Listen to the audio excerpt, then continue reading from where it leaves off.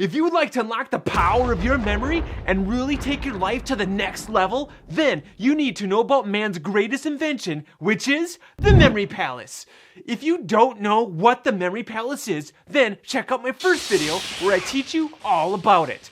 For those who do know what the Memory Palace is, then today we're going to unravel the difference between short-term and long-term memory palaces. First up, short-term memory palaces. These are useful for information that you don't intend to retain for long-term memory. For instance, my first short-term memory palace is my house. I use it for things that I need to remember for just a day or maybe just for an hour, like a grocery list or a to-do list. But primarily, I use them for brain workouts to enhance my memory skills.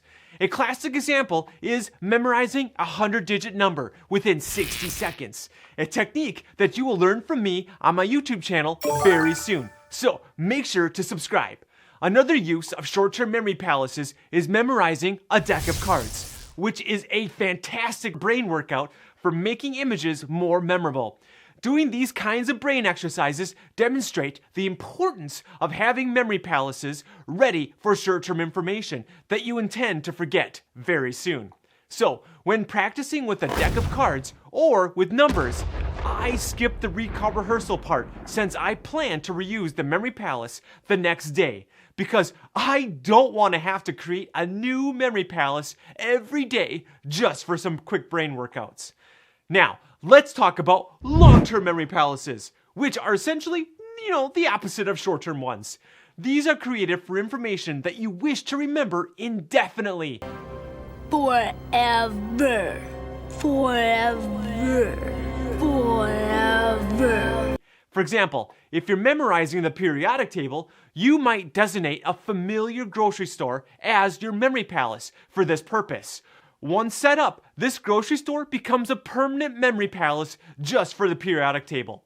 So then, after completing the recall rehearsal schedule and solidifying the information into your long-term memory, there is no need for frequent revisits.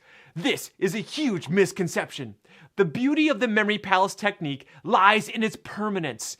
This information becomes so ingrained that it is readily available, ready to leap out of your mouth without needing to mentally walk through your memory palace each time you need to recall the information. In my next video, I'll guide you through creating your very first memory palace. And if you just can't wait till next week, then you can check out my free online course where I teach you the very famous technique on how to never forget a person's name or a face again.